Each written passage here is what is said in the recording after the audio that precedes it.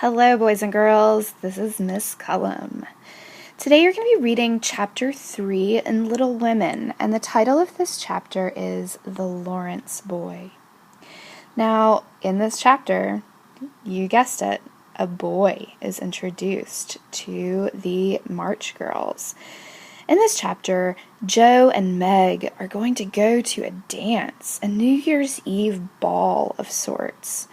Now, I want you to think right now about how you imagine a ball or a dance to be in the 1860s and how that's different from dances today.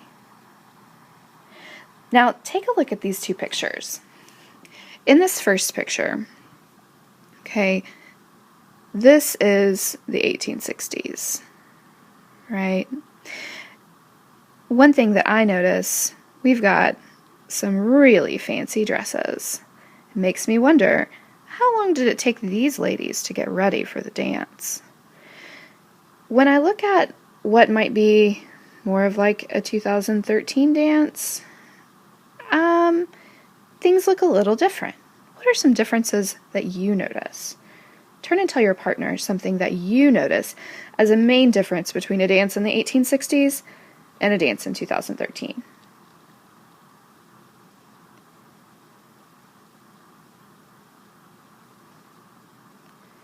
All right, some things I've probably heard you say would be that, the clothes are very different. We've also got different hairstyles. Notice that the decorations are different too. You may have picked up on that. We've got chandeliers.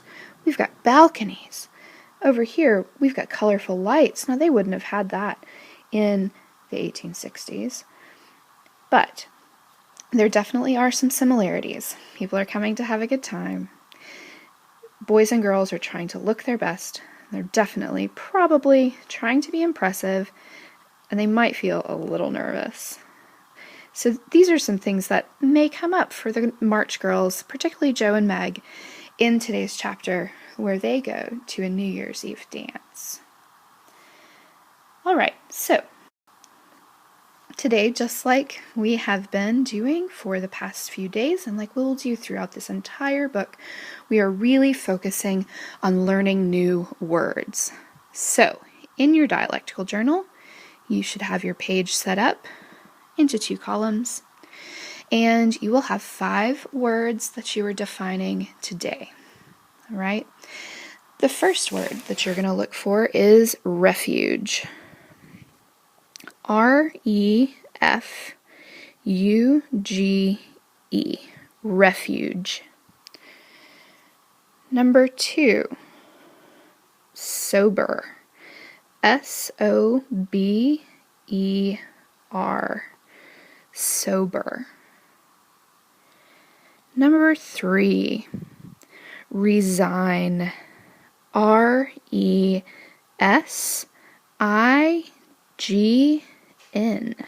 resign. Number 4, tact. T-A-C-T, tact. And number 5, obligingly.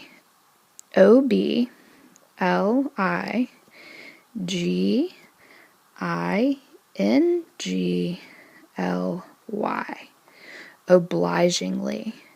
Notice how this first G sounds more like a J. J, obligingly.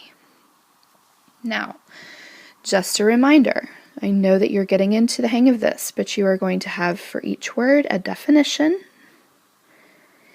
and then the sentence that the word appears in the book. And after the sentence, you will put the page number in parentheses where you found the sentence. Make sense? Great. Finally for today, you're going to notice that Jo and Meg approach this dance differently. So, we are going to do some compare and contrast using a Venn diagram. Now, you guys are familiar with the Venn diagram. You're first going to draw 2 circles.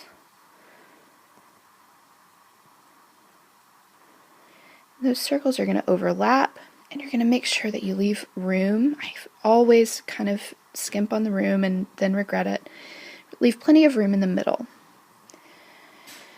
On the left side, you're going to write things about how Jo experiences the dance and how she feels and how she gets ready.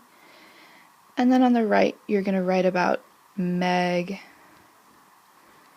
and how she gets ready for the dance and how she feels. And then in the middle, you're going to write things that the girls did that were in common during this chapter. Okay, so on the right, focus on Meg. On the left, focus on Jo. And in the middle, talk about some things that they had in common in this chapter. I hope you enjoyed chapter 3. Happy reading!